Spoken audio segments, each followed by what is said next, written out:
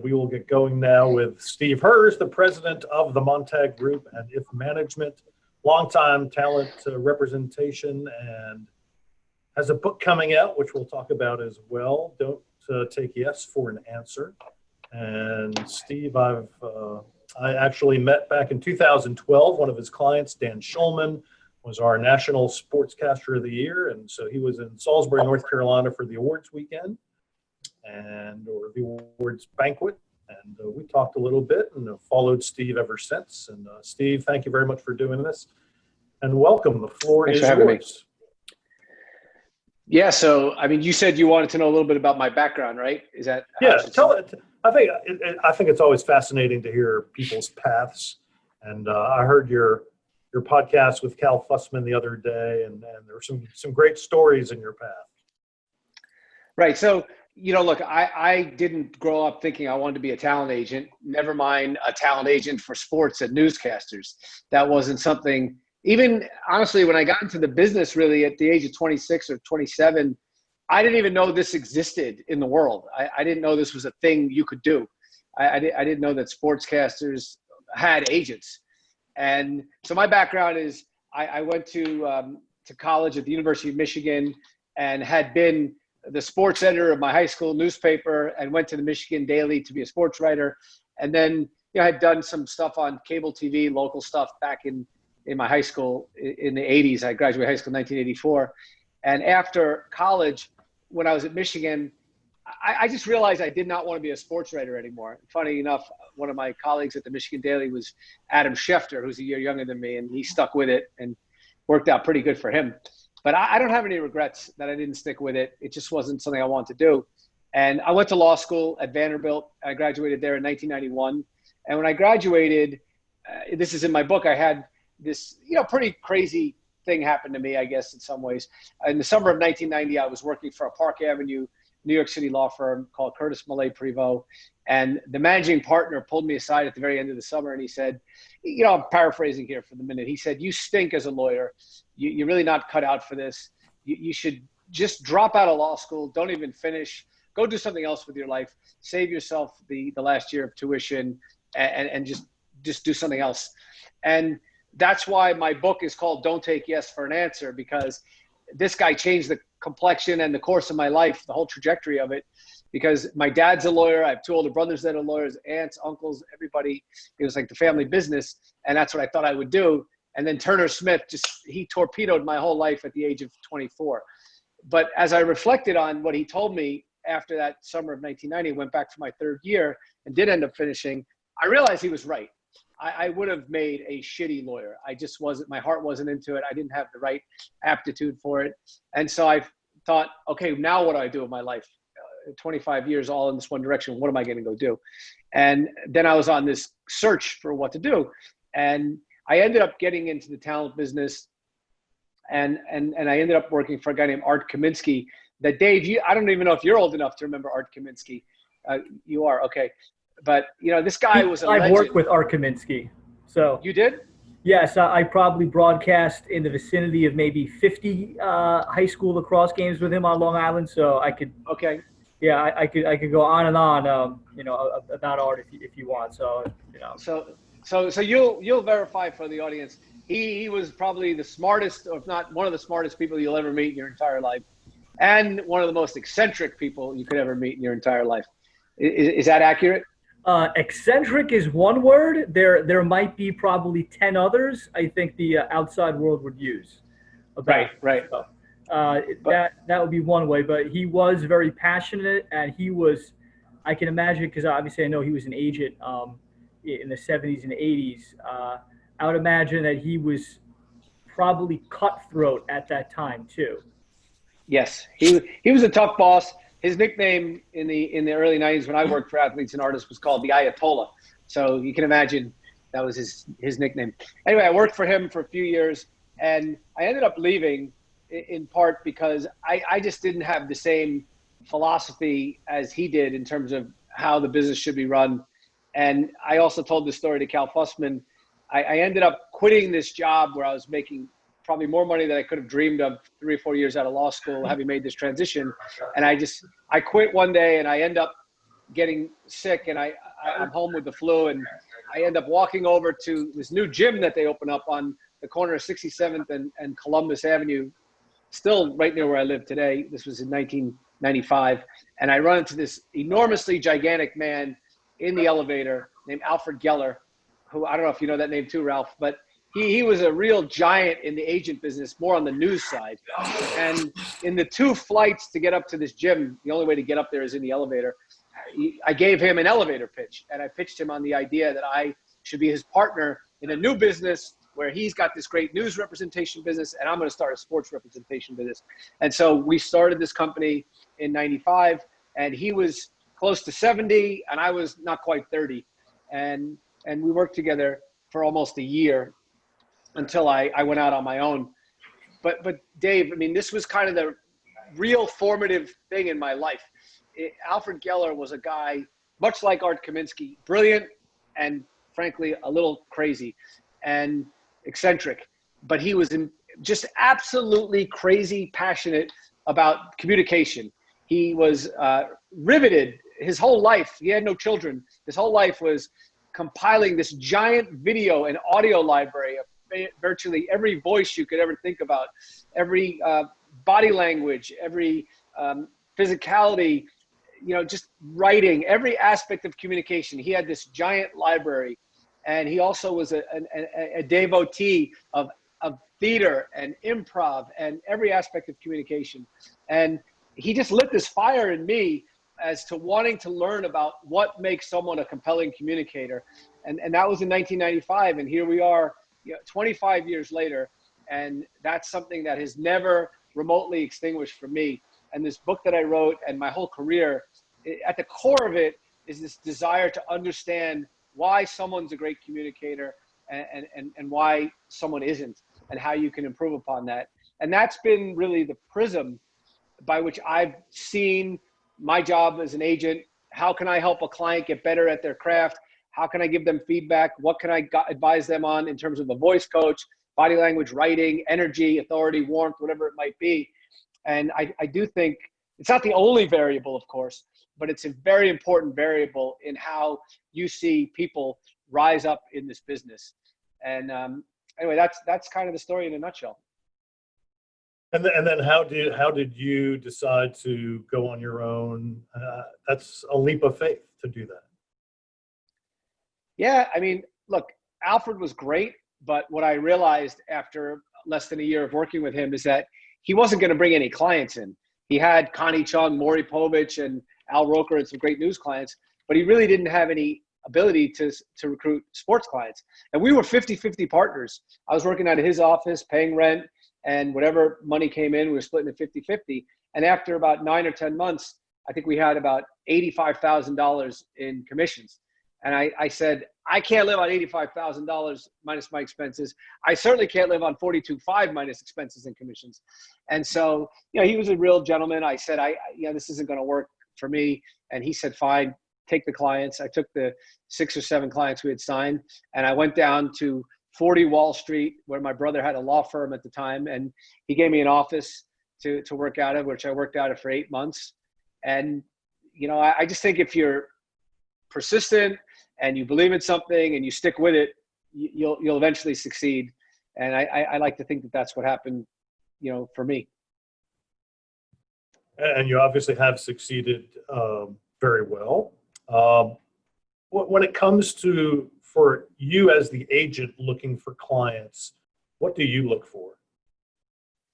So I look for a lot of different things, but I think at the root of it all is character. I look at someone's character because I think if you look at someone's character, then you find out what their work ethic is. And you also find out what motivates them, what drives them. And you find out the why of why they're in the business. And I think a lot of people are in this business for the right reason, and a lot of people are in it for the wrong reason.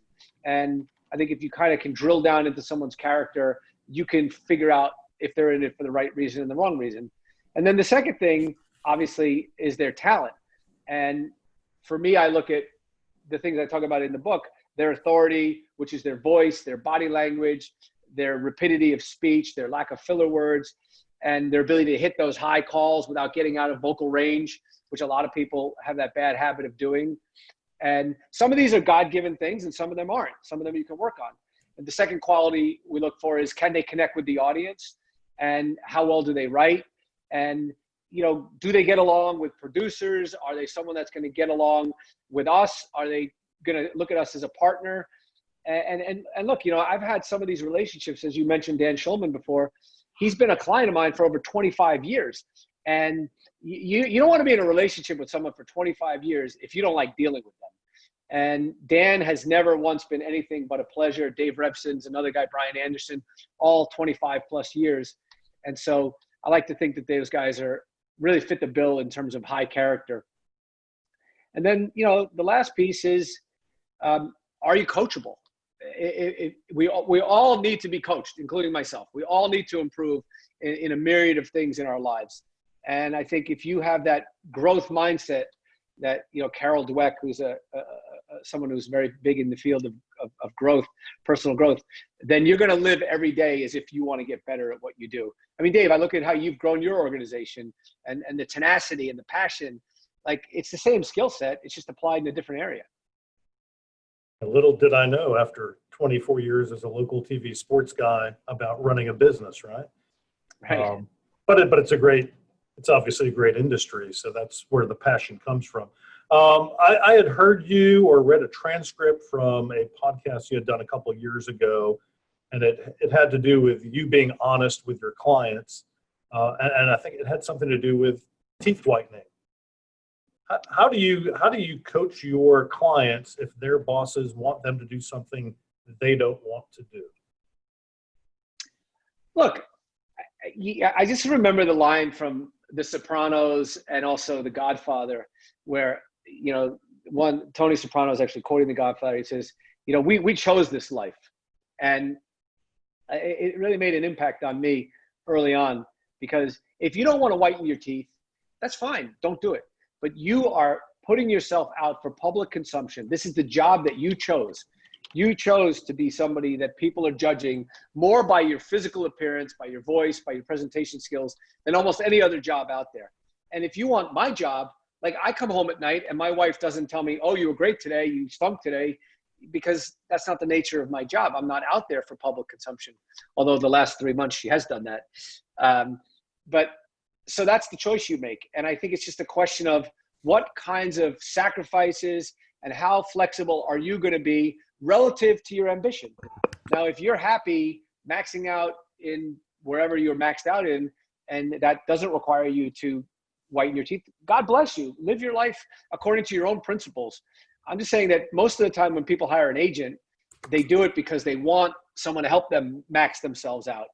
And our advice is only in relation to that, if that makes sense. You're on mute, Dave. One of the questions, as the title of this was, do I need an agent? Who needs an agent? It's a great question, and it's funny. When I originally wrote this book, the original title was called "Everybody Needs an Agent," and it was meant for the larger society. And I think when you think about the good things an agent can do for you, negotiate for you, hopefully top dollar, create leverage for you in the marketplace, help you be in a position to create leverage, find out about opportunities that you otherwise wouldn't find out about. Yes, if a good agent can do that for you, then yes, everybody needs an agent, in my opinion. And that can be for people outside of the four walls of broadcasting. But the question is, who's the agent, and are they going to do those things for you? I can give you, maybe this is a tortured metaphor, but over the last few months, we've been living out in this house on Long Island, and we've been sharing it with my wife's cousin and her husband and their two kids that are the same age as my kids. And my wife's cousin, she's a psychotherapist, but as a sidelight, she's become a hairdresser. And she cuts hair, and she's cut my hair and everybody else here for free. And the question is, can you do something as well, if not better, than someone else you're paying for? And I think the problem in our business, frankly, Dave, is that, a lot of agents aren't going to fulfill that role for you that you're expecting. and you're in kind of this worst possible situation. You're no longer front and center of marketing yourself often in these conversations with potential executives and buyers. And you're not necessarily getting better at your craft if they're not giving you feedback. Your tape's not getting better. You're not hearing about opportunities, and you're paying for something that's pretty expensive that's got no value. So I don't mean to badmouth my own industry, but trying to keep it real for your audience here, you got to make sure there's an alignment between your goals and your expectations and the deliverables that an agent can provide.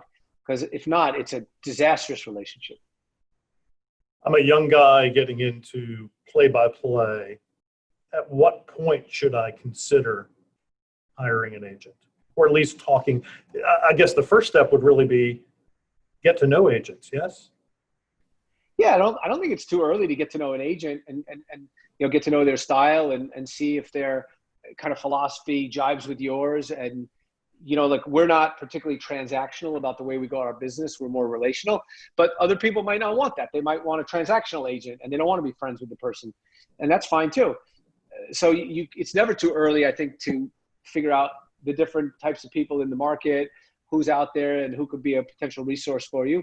And I also think that you should hire an agent when you're at that point where your goals are not being met by the opportunities and the relationships that you have aligned with an agent that can provide that for you.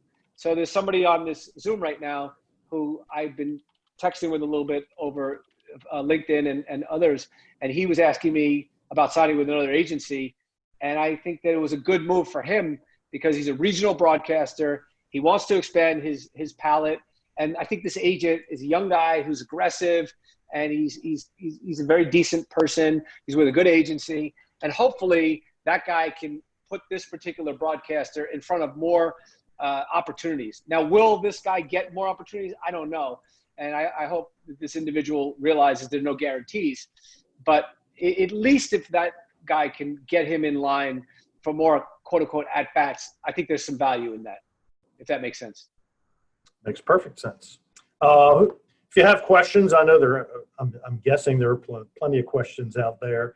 Either hit me in chat or hit your hand raise icon, because I know we have several current play-by-play people on here and aspiring play-by-play people. So if you have a question, please just hit that hand icon or send me a question in chat. I did get one via email.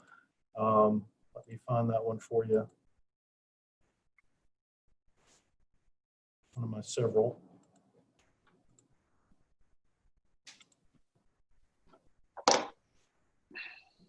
Now I have to find it. I just lost it. Hang on one second. Here it is. No All right. Let's say you're a sports anchor in your second local TV market. Your contract is expiring soon, and you've already gotten a couple of interviews in some major TV markets. Some agents have reached out, but you aren't sure whether you should make that jump and hire an agent. What should I be asking when making that initial phone call with a possible agent? And could hiring an agent really help me go from just getting interviews to actually getting the job? It's a good question. It is a good question. Or two good questions, actually. I was about to say, it's a very multifaceted question. I think you got to really try to drill down into, like, for this particular person, have you had a pattern of getting interviews and not getting jobs? That's one thing. And then I would ask yourself and the agent, can you help me figure out what the issue is here? Why am I not able to get through the hump of getting these interviews and not getting the job? What am I doing? What could I be doing differently? And ask the agent, to kind of analyze you and try to get that feedback from the agent and see if it's the kind of thing you value and see if this is the kind of advisor and the kind of guidance you want going forward. I think the most important and valuable relationships, at least from my perspective, from doing this for all these years, is once you have an agent, your mindset should be, all right, look, I'm not going to make 100 cents on the dollar of everything I earn going forward. Whether you pay the agent 7, 6, 8, 10%, I'm now a 90 to 95% partner in my own life. And the agent's a partner with me. And you have to look at it that way. And if the agent can, on an ongoing basis, help you think through these things, guide you, advise you, maybe put together a different reel, give you interviewing tips. Also, maybe have a relationship with a previous person that you interviewed with and can get you feedback that you might not otherwise have. That feedback could turn out to be very important for you. And there's some kind of like blind spot that you have, and that could unlock opportunities for you, not just for that current job, but things going forward. So you have to figure out what you value and what the agent can bring to you. And if those things, again, if these things are aligned for you, then I think it's a great relationship. But I think the more you ask these questions and just kind of really pay attention, I personally don't think, you don't just want someone who's representing you, who's just in the sales mode all the time. Because a lot of this business is, when you get to the level where, next level, you're going to be dealing with executive producers and, all kinds of different issues are going to come around that, you're going to need advice and guidance on. And that's most of my job with my clients. And so that's something that I think you really should be thinking about, not necessarily just that short term. Something that I like that you talked about. I say if I was born with any one thing, it was the gift of self-awareness. Your thing is self-awareness is not enough, right? Correct. Want to expound on that a little bit? Okay, so I have a bad habit, and I may have done it in this little time. I don't smile enough. So I was born and I got my front tooth knocked out when I was 2 years old, and it came in like Bugs Bunny and had all kinds of issues. And then in law school at 24, I got a racquetball racket in my front teeth during a game and lost the rest of the front teeth, and they all got knocked out. And I just been very self-conscious about smiling. And by the way, 2 weeks ago, I bit into a piece of corn and tooth came flying out, and very hard to find a dentist during the pandemic, but luckily found somebody. Anyway, my wife pointed out to me several years ago, she said, you don't smile. You come across so harsh. And all right, so now I have self-awareness, but that's not enough to change, because in the moment when you're not smiling, it's not enough. So this is kind of a trick I use both for myself and for other people. And I think it's really useful for a lot of different things, is find something that you become aware of that is holding you back, or someone you trust has told you, like my wife, for example, you don't smile enough, and start to notice it in other people, and start to notice that, Dave doesn't smile enough. And that kind of, I'm noticing that now. And so in these moments, I'll just smile a little bit and it'll shake me out of that stupor. For example, we have a guy in our office who is this guy, Reed Pakula, great guy. Some of you may have dealt with him, in dealing with our company, but he started working for us about 4 years ago as an intern. And then now he's an agent, but he's moving up to junior agent. And after about 2 months of working for me, he came to me and he said, "How am I doing here?" And I said, "You're doing great. Everybody likes you. You're really have a great attitude. You have great work ethic. You're doing great. You're on your way to being promoted." And his response to me was, No. I'm not taking that from you. I said, "Reed, I just gave you a good report." And he said, "I know the book you're writing. I know your mindset. I see how you talk to people. I don't want to hear that from you." And I was very impressed with him. He was 23 years old at the time. And he's in my face like, "Don't bullshit me. Don't tell me how good I am." And he goes, "Tell me one thing I could be doing better. What's one thing about me that you would change if you could?" And he was using all my material against me in that moment. It was incredible. And so I said, "All right, fine. Here you go. You're a really smart kid. You work hard. The problem with you is you say the word 'like' almost every sentence. And that filler word really detracts from your authority. It makes you seem less intelligent and less competent than you are. And it's just a bad habit." He said, all right, I got it. So 2 or 3 weeks later, he comes back to me and he said, "All right, how am I doing?" I said, "Well, not good. You haven't actually improved at all in this time." And he looks at me and he's all dejected and he says, "Oh God, what am I going to do now?" And I said, "Reed, don't worry about it. We're going to fix this. Here's your homework assignment." It was a long weekend. It was Martin Luther King weekend, January 13th, 3 years ago. I said, "You're going to go home and you're going to do whatever you want to do. You're not going to think about the word like. You're going to speak however you want. But your homework assignment is you're going to be extra attentive to how other people speak. And you're going to be particularly sensitive to the word like in your friends and your family. That was it. He comes back 3 days later and he said, I have good news and I have bad news. He said, the good news is you're never going to hear the word like from me ever again. And by the way, to his credit, I have not heard it once in 3 years. The bad news is I can't stand any of my friends anymore. I don't know how I'm going to be able to listen to them. It's like hearing the word like, it's like a giant, red light is going off. And so I use that in the book, and I now use that to coach other people. It really works. I call it hyper external awareness. If you just become aware of a quality that you want to change about yourself and another person, it works like magic. Great. Kelly Burke, if you want to unmute and ask your question. Hi, Steve. How are you? Kelly, Thanks for doing this. I'm wondering, what are the disadvantages and disadvantages?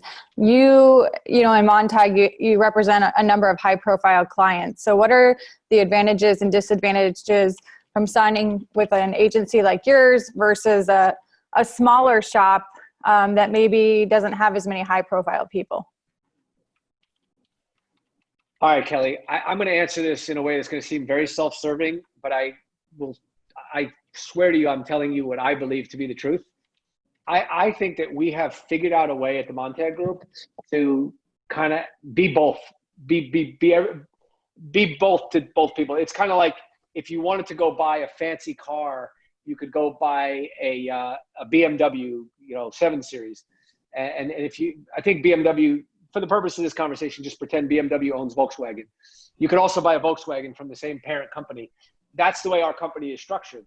We have 3 or 4 young agents who are almost like a business within a business and working really hard day in, day out with a relatively lower profile client list. And frankly, I oversee that side of the business. That's the side I'm interested in more than anything else.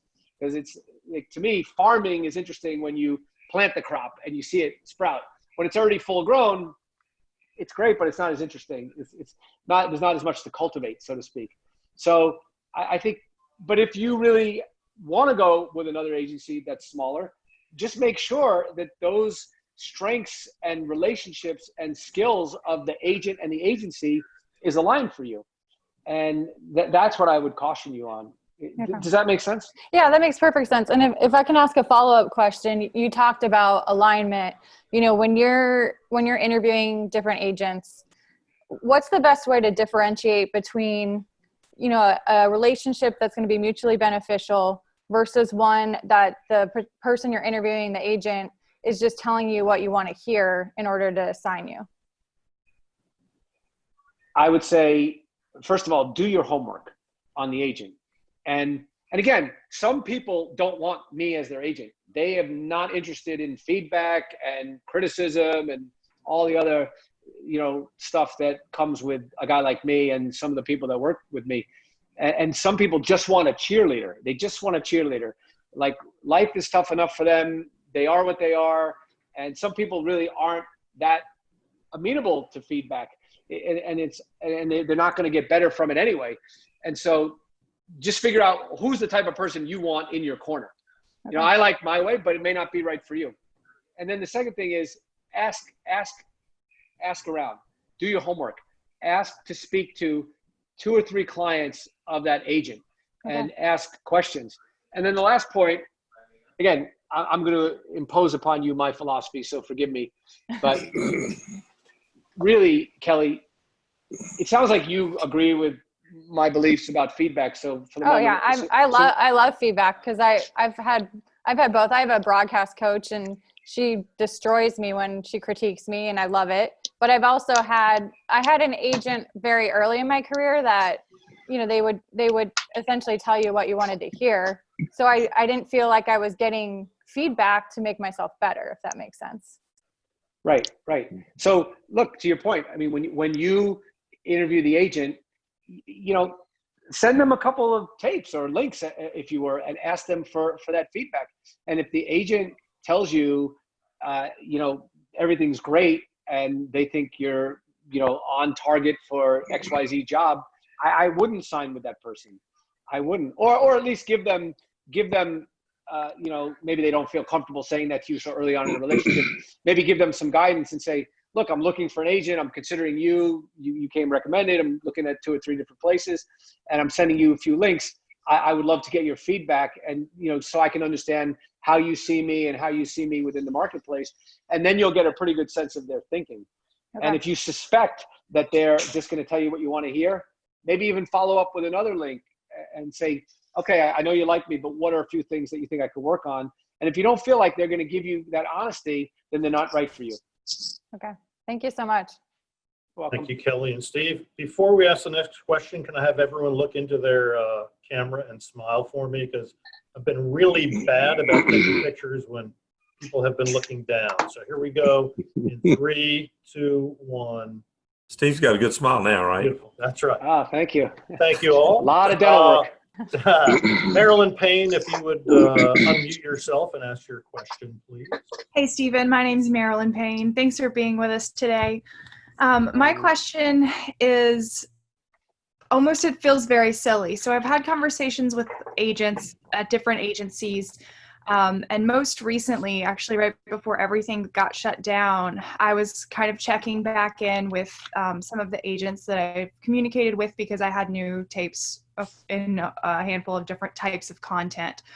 So one in particular, I asked about if he had any information regarding a specific place that I know that I want to work, that he and I have discussed as being an outlet that I'm super passionate about being a part of at some point in my career. And he told me that there were no hirings on deck. But I have very good relationships with some CEOs at that organization. And I was told 3 days later that I was being considered for a role there. I'm very concerned that in the event that I would get an audition and a legitimate interview, that I cannot evaluate my value adequately, because I kind of have a track record of realizing that. And I've had mentors and a couple different agents point that out to me in the past. How would I go about if I did that interview and if I did end up in a position where a legitimate conversation about an employment opportunity was happening, bringing in someone to make sure that I am getting my market value, so to speak, for a particular role? It's a good question. I don't know that it has, one straight answer, because there's a lot of variables that might be involved here that I'm happy to, if you want to email me offline. I mean, okay. It just depends. Is it a local television station? Is it the kind of thing where it's a union shop? Or could you get some salary information from SAG-AFTRA? Is it the type of thing where other people in the market where you can glean some information? I mean, I could probably try to help you with that as well. But also the other question is, do you have leverage? Do you know that you're their number one pick, or are there other opportunities that you could choose? I mean, this is kind of the dirty little secret of this business, that for a lot of people, up until you get to a certain level, there's not a lot of leverage, and there's a lot more demand than supply. And so it is tough when you ask the question about your worth. It's very hard to determine. I mean, I know it's a crappy answer. That's probably the worst answer I gave anyone today. I apologize. But I'm just trying to be as honest as possible with you in terms of giving you what I think is true feedback on the reality of the situation. But if there are other variables, you can email me or send me a note on LinkedIn or whatever, and I'm more than happy to try to help you through it. But even I could recommend a good lawyer to you, so you're not paying a commission. But even a lawyer I could give you a great lawyer who does a lot of contracts in this space and will charge you an hourly fee. But even that person is going to have a hard time creating leverage for you if none exists without, inherently. Yeah. The kind of follow-up perhaps to that, if I may, how often is it, or how rare is it, that those types of things happen where regardless of a person's standing in the business, they do have they arrange for an interview, or they have an opportunity that they have earned or found themselves in without representation, and then they bring representation in to help with the negotiation process? I think it happens a lot. People, want sometimes when you're going from maybe a relatively lower level position to a higher level position, you want to position yourself both in the eyes of management as having good representation, and also, a lot of people want to be very forward thinking and say, okay, well, now I'm going from here to here, making this pretty good leap. I want to continue to be proactive about my future, and having an agent, if it's the right agent, thinking about how can I keep improving, giving me feedback, and maybe there's some ancillary opportunities. So again, it depends on the situation. JD Byers, you have a question?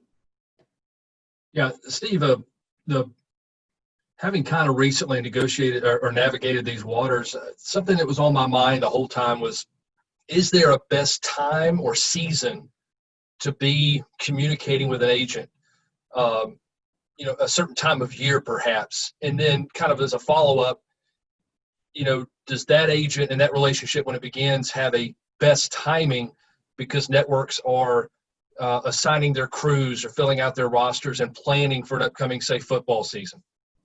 Yeah, I was going to say, again, I've now done so many of these Zooms and interviews and things like that, and almost every answer that I've had to every question is it depends. But in your case, it really doesn't depend because you're different, So I think in your particular situation as a play-by-play guy with a specific niche in football and basketball, you in particular are actually signing with an agent at the right exact time. If not for the pandemic, you would have been better off probably signing with someone in March or April, because a lot of the college football decisions would have been made back then. But because of the pandemic, you're fine on your timing. And as you know, everything's been delayed. But yeah, so if you're a play-by-play guy with a specialty in the main basketball and football sports, especially on the college level, I think March, April, even maybe early May is a very good time. And yeah, but look, if you're not, the worst thing is if, let's say you sign with an agent in September and you've missed everything, all the assignments have been gone. It's not a big deal because it gives you time to establish a relationship with the agent and maybe put together a really good reel and get feedback. And so I personally don't think there's ever a bad time with signing with an agent if it's the right relationship. And again, all the ducks are aligned properly. But in terms of like actual specific timing, I think you've hit the nail on the head with your decision. Thank you. Sean Hyken, you have a question? Go ahead and unmute yourself. Hey, what's going on? So I'm somebody where my background is more so in the writing space than the broadcasting space, but I have a lot of friends in the industry who are kind of from similar backgrounds as me, who are primarily writers who then get agents, and that kind of leads to them being able to expand into, doing TV and doing other things. And like, at what point when you're a writer, maybe let's say for like a digital outlet, like at what point does that make sense? When you say it makes sense, what do you mean makes sense? Like in terms of when to get an agent? When to get an agent, or like what specific things they can help you with, or at what point is it worth it? Sorry to be like Mr. Trite here, but it depends. I think it depends on the opportunities that the agent can ferret out for you. It also depends on how good you are on air. And by the way, maybe you're the kind of guy that really hasn't been on air at all, and maybe the agent could help you get some opportunities that will help piecemeal putting a tape together. And sure. So if think about it like this, if you can find an agent that's going to help you advance the ball in your career, even if it's not going to lead to anything monetarily, let's say for a year, now you don't have a reel, you're just a writer, and you start getting these opportunities, then that has value. That's going to create value for you down the road. And I think it's just a question of, is it realistic for the agent to be able to do that? And those are the questions you should be asking yourself. Thank you. And I don't know your specific situation, so I apologize, but that's just kind of a more generic answer. No, that's helpful. Sam Hyman, go ahead and unmute yourself. Ask your question. Dave, thanks for setting this up. I appreciate it. Steve, thank you for being here. My name is Sam Hyman, and I am a play-by-play digital content creator at Wingate University. Steve, my question is, when you look at a demo reel, how do you identify potential in somebody that may not be there yet, but you do see something in their reel that does showcase potential? How do you identify potential, particularly in a mid-20s play-by-play announcer? Good question. So what I do is I look at what I think I try to look at what I call the objective qualities versus the subjective qualities. And then I also look at what I would also call is the immutable characteristics versus the mutable. And I can explain those to you. So for example, like you have, it looks like you have blonde hair, right? And maybe someone just hates blondes. I'm looking at Kelly, she's blonde too. So if like, this happens, by the way, there was a news director at WABC in New York who every reporter that he hired was a petite brunette with blue or green eyes. Michelle Charlesworth, Stacey Sager, I don't know if anybody lives in New York remembers any, they're still on air, a lot of these people. And I was always confused, like, why is everybody looks the same? And then I met his wife, and that's what she looks like. And so, okay, so if you're a blonde, maybe you're just out of luck because somebody doesn't like blondes. But that's a subjective quality, right? And I try to stay away from evaluating people on subjective qualities. I try to really evaluate people on those objective qualities. So, for example, I think vocal resonance is an objective quality. Vocal pitch is an objective quality. The lack of filler words is an objective quality. Good pacing is objective. So I have this whole checklist of things that I think are objective. Good body language is objective. So that's the kind of thing I look for. And then the second part of the answer is this whole idea of immutable versus mutable characteristics. So if let's say, you just have a really high pitched squeaky voice and there's not a lot you can do about that. Look, I do think everybody can improve their voice, but look, some people are born like James Earl Jones and other people are born like Nathan Lane. And you try to find people closer to James Earl Jones. But you got to figure out, is that person have a voice that's not palatable because they have some kind of a structural issue like Dave Revson had, and we were able to get him to a great ENT and he improved it? Or is there something the way they're breathing that they don't even know about that's also very easily fixable? So that becomes mutable, changeable. But if it's immutable, then you're not, I don't necessarily want to sign someone that doesn't have the ability to improve because it's something out of their control. Because at the end of the day, there is a certain God-given talent that I think does carry us in whatever we do. And it goes back to what Turner Smith said to me back in 1990. I didn't have the God-given talent to be a good lawyer. Okay, fine. Something else I can do. And look, I tell people, broadcasters, and I think people should do it more often. Two of the guys that worked for me started with me as interns, one's 15 years ago and another guy 21 years ago, because they both came out of Syracuse, Newhouse School of Communications. And I said, guys, you're not going to make it as a play-by-play guy. I'm telling you, I love you. And I'm not just saying this so you'll come work for me for the rest of your life, although that's the way it's turned out. But I truly believe that they were to me as Turner, as Turner Smith was to me in that situation. And I think try to find someone who can tell you that. Don't waste your life pursuing something you may not have the right skill set for. I know it's a long-winded answer, but did that help? Yeah, no, I appreciate it. And I also wanted to let you know, I was reading your bio online, and the triathlon that you ran in was pretty spectacular. So I just wanted to give you a shout out for that. Thank you. Whereas I ride the elevator down so I could get to the parking garage to get my car. So that's my triathlon: elevator, walk, and drive. And Sam, I think Sam, you're following me on Twitter now, so thanks for the follow. Hey, no problem. Andrew Allegretta, speaking of Newhouse. Yes. Your Hi, question. Steve. Yes, my question is about leverage, which seems to me to be somewhat of a vague term. So how should we as broadcasters evaluate our own personal leverage? And at what point does it have to reach for an agent to be interested? Wow. I feel like I'm in like a White House press briefing. That's a tough question. Deflect. Deflect. No. I mean, that's if you're a White House press agent. Right. I wouldn't even, that is a good question, but I would call it a very challenging question because I think, look, I think your life will tell you your leverage, right? Your situation in your life will tell you your leverage. If you are someone who is in a job in place X and you've been sending out, reels or links, et cetera, and you haven't been getting, we call it in the business, like it's like fishing. If you haven't even been getting any nibbles on the hook, then that tells you something about where you are in the world in this moment in time. It doesn't have to be permanent, of course, but you do need to have a bit of a reality check as to that's your leverage. And maybe sometimes people don't realize that because I don't have leverage, I should be more appreciative of the job I have and not take that for granted.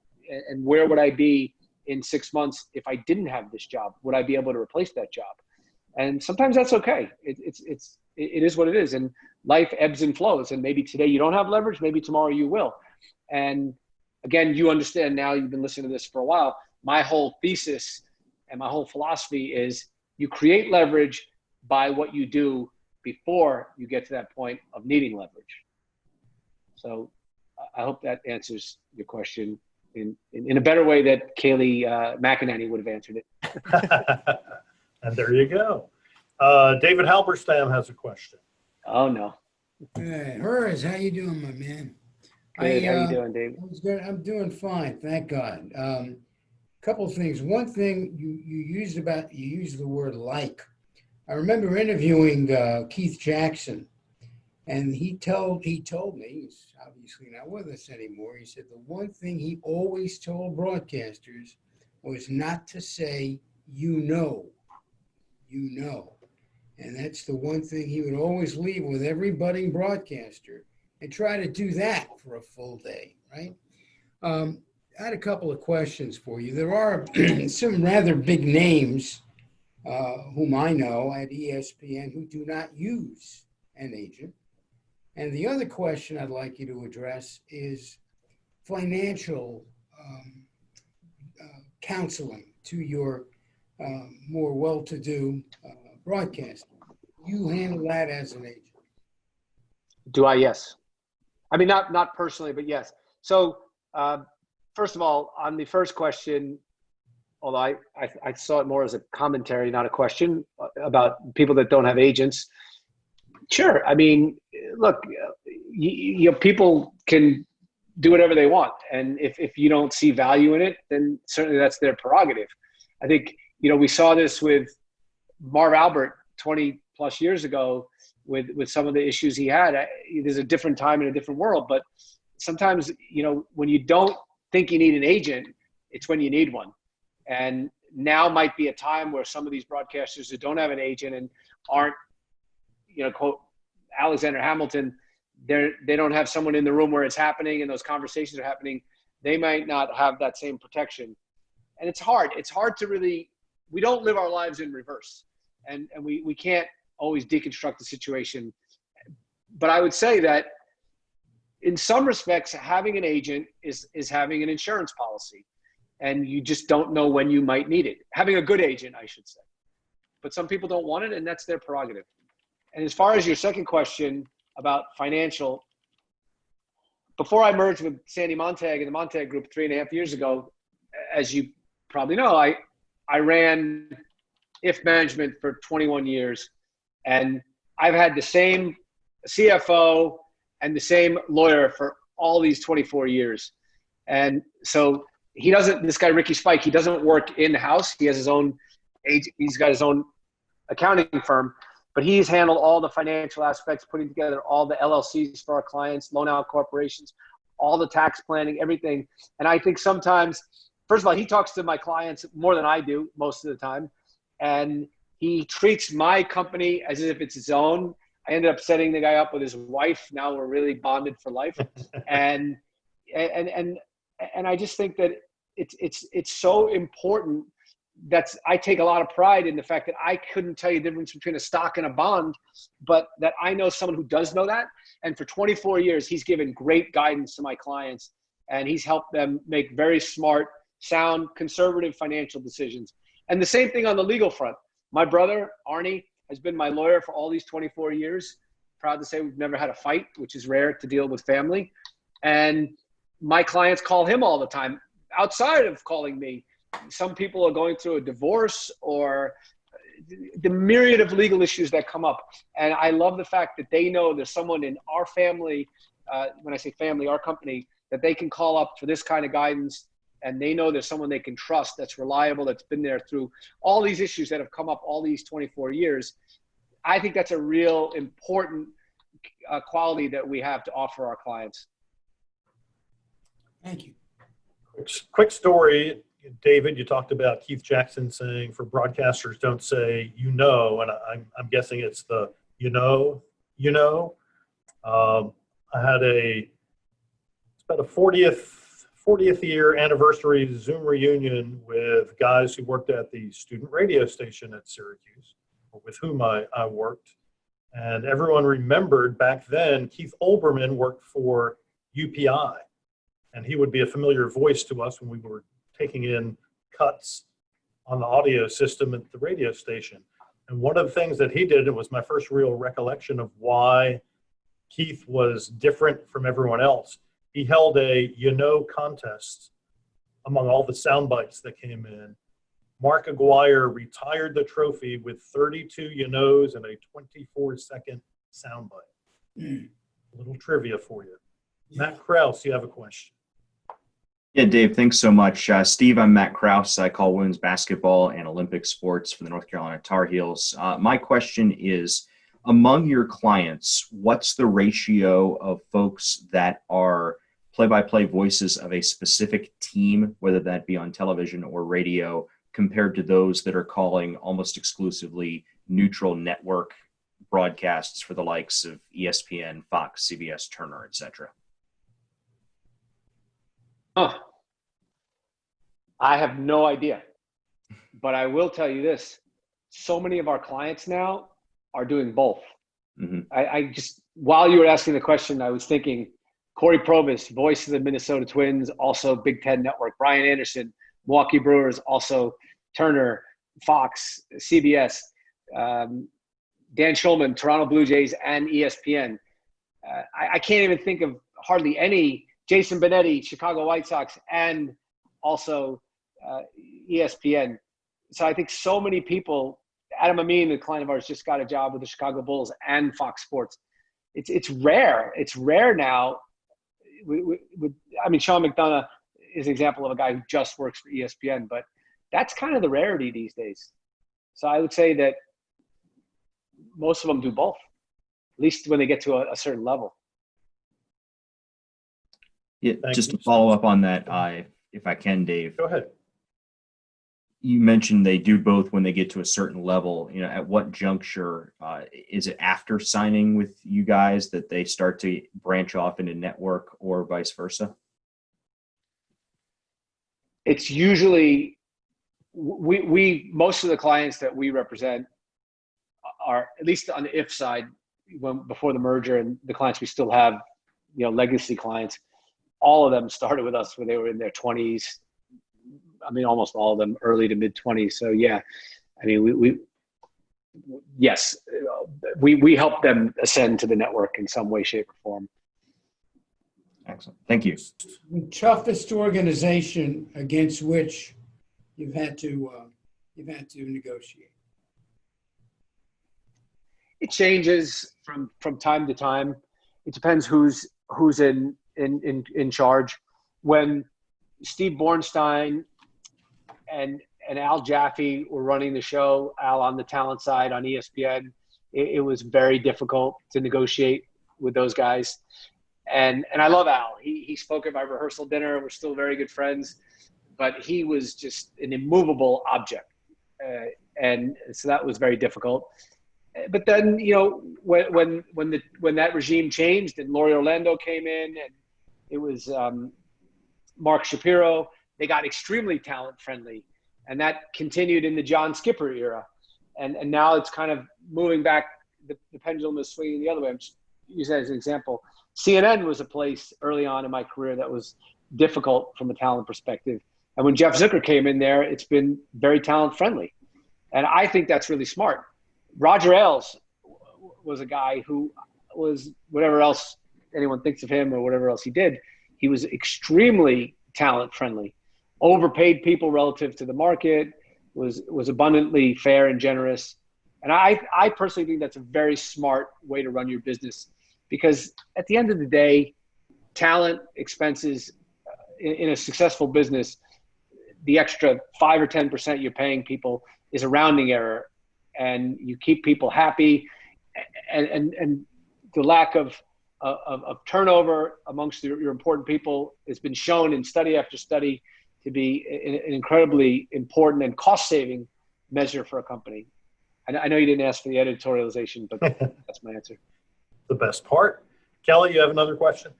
I do, Steve. In talking with the contacts you have at different networks, what are the ways that you're hearing the industry will look different coming out of this pandemic that we as broadcasters should be preparing for now? Whew.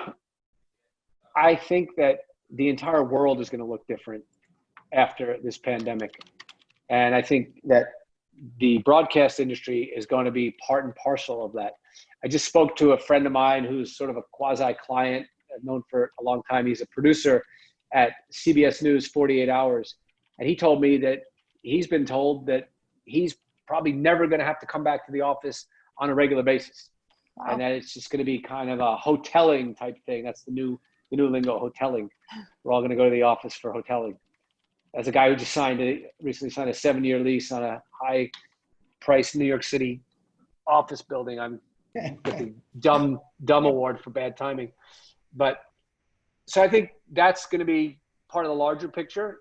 I've also said to anyone who will listen to me that I believe that this pandemic is going to be as important as a factor in changing society as the Industrial Revolution did over 100 years ago, in terms of people moving from the farm to the city.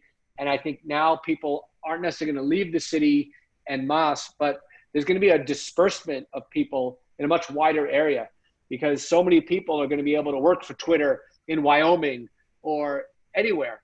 And so people are going to choose. I'm hoping that this has a lot of great opportunity for people in terms of, more efficiency, greater output, less time wasted. But what does it do to a company like, for example, Sirius, if people aren't in their cars anymore? Are they going to consume radio? What happens to the auto industry? These are some of the opportunities. But as far as the broadcasting business is concerned, I think there's going to be a lot of games that are going to be called off monitors now. Yeah. And people are used to it.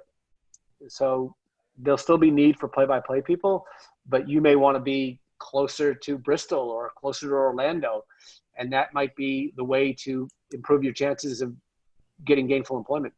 Well, that's good, because I live in Naples, so I am not too far from Orlando.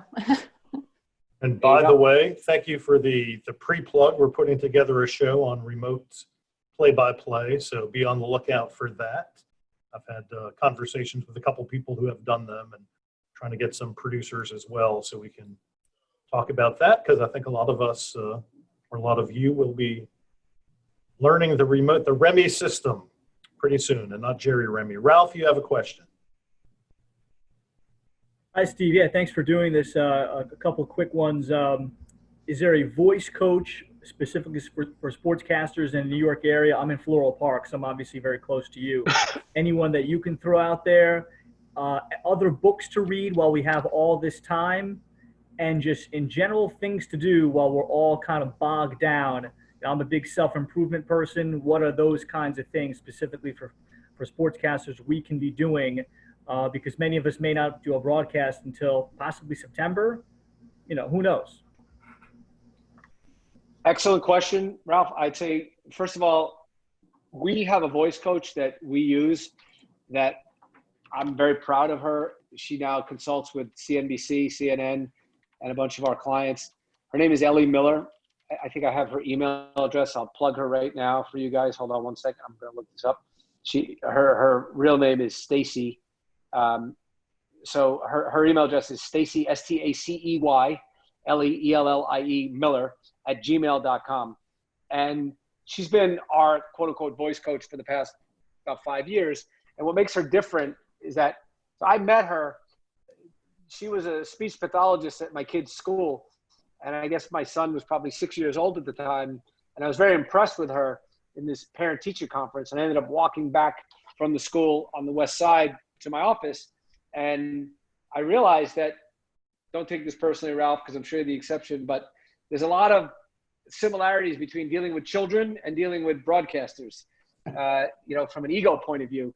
And she just had this really great way about her of being able to deal with that. And someone, like I said, she's a speech pathologist. And over the last few years, I think by working with our clients, observing all of us in the office, spending time with us, she's become someone who's not just a speech pathologist and a voice coach, but also a performance coach. And now she understands the rhythm of play-by-play because she's coached 100 play-by-play people. And so she can come at it from the technical and so the art and the science. Does that make sense? And so that's one thing. The other thing is, in terms of books, I've been a big fan of this book called Change Your Voice, Change Your Life by Dr. Mort Cooper. And I gave this book to Brian Anderson 25 years ago. He read it. He still does the exercises, I think, every day. His voice is stronger because of it. And it really teaches you how to get a properly placed pitch and how to have a stronger voice, how to have some depth to it. So I think that's a great book to read. And then shameless plug, my book is going to be out in 2 weeks, or not even 2 weeks. Don't Take Yes for an Answer. And it really gets into all the granularity of the things we talked about today. And so I also think, just going online and listening to, you could even, there's free TED Talks you can listen to. There's one, I think, guy named is Julian Fellows. He talks about how to become a better listener. I think that's a really important component of being a great play-by-play guy, is having that chemistry with your analyst and setting them up properly. So those are the kinds of things I would start looking at. Awesome. Stacy Ellie Miller. Stacy with an E. Ellie is E-L-L-I-E. Yeah, Miller at Gmail. Gotcha. Just use my name. She'll get right back to you. Speaking of your book, Steve, you can pre-order that, or can you order it now? You can order it right now. It'll be delivered. It was supposed to be June 16th. Now it's June 18th because of the post, a little bit of the delay on the mail. But yeah, you can order it now. And if anybody's on the fence about it, you can go to my website, www.stevenherz.com, S-T-E-V-E-N, Herz, and just sign up for this free email. And you'll get an 8-page guide as to what the book is all about. It's based on this idea called AWE, A-W-E, authority, warmth, energy. And we put out this authority prep guide. And then we have a cheat sheet that you can get for authority, warmth, and energy, all for free. And if you like it, please buy it, and tell your friends. I think it's a great resource, but I'm obviously somewhat biased. How long did it take you to write it? Oh, just 4 years. No big deal. Page at a time. Yeah, I mean, I wrote the whole thing, and HarperCollins is the publisher, and they absolutely hated the first version of it and ripped it to shreds. So they didn't certainly give me a yes, and then I had to rewrite it. But I think they made it a much better book. How about local TV sports? Where do you see that going in the near future and maybe the next 5 years? It's interesting. Again, this is kind of like the question about non-competes. It's another topic that gets me a little bit riled up. I personally think that local news executives have just blown it on the opportunities within local sports. They've all sort of confirmed their own biases about people not caring about sports. And then it becomes a self-fulfilling prophecy, and you've destroyed the business, and nobody expects to get local sports, so they don't. And then the research all confirms everything they already thought. But nobody's really asking, I don't think, the right questions about what kind of local sports can you deliver? How can you deliver it? How can you engage the viewer? And I think there are some exceptions to it. But now, in this world where I think local is becoming more important, there's another opportunity for them to get on that. And, the big threat to local sports, as you know, because you've been in it, Dave, has been this commoditization of sports. And why would you get your highlights at 11 o'clock? Because you could get them on ESPN. But those days are over now. ESPN's been commoditized by social media. So they're trying to figure out where they are. And they have done some smart things with respect to Get Up and some of the commentary and the point of view that they bring to the table on some of these shows. But if you think about one of my long-term clients, Kevin Nathan in Hartford, he's situated in a market that's really perfectly situated for local sports. Now he's a news guy anyway. He's made the transition. But these are the opportunities I think that stations are missing. So I think maybe someone's going to wake up and realize, hey, now that the rest of our business in terms of news information has been commoditized by Twitter, what can we offer our audience that they're not going to get somewhere else? What specific kinds of content would they want to tune into? And that's the operative question. I guess the subject of the week, racism in the United States. I mean, you look at this, the grid that's in front of me, we all look alike. Thank you, Kelly and Marilyn earlier, for the only two women on here, but there are no people of color. Why do you think there are no very few play-by-play broadcasters of color? Will that be a growth niche in the business? Why aren't there any? That's a question that, it's funny. I was having this conversation with Gideon Cohn, my longtime colleague, right before this call. We represent Eric Collins, Michael Grady, other play-by-play people who are diverse, Julianne Vianney, and Mike Tirico, obviously. But I don't know the answer to that question. I'm not trying to punt on the first question. I just don't know, like, how many kids are going. I mean, one answer is to some extent, to even get into this business, you have to either be willing to go into debt, significant debt, or come from some family where you're going to get some support financially. And it's difficult. It's difficult for people who don't necessarily have that. But as far as the second part of the question is concerned, I think there's a huge opportunity for diversity in play-by-play. And I think we're seeing, just it's percolating a little bit on the surface, but I do think it's going to happen. And look, this country is going through tremendous change, not just what I talked about earlier with the pandemic and how we're all going to work differently. And now we're having these conversations that, I don't think we've had in this kind of earnestness over the last, 53 years I've been alive. So I do think there's going to be a lot of change. And Kelly is somebody who, 10 years ago, there may have been one or two women calling play-by-play. Kelly is, with all these regional cable and other outlets, there are more opportunities when you have these conference networks where you're calling, women's soccer and women's basketball, and maybe they cut their teeth in that, and then you see women doing men's sports as well.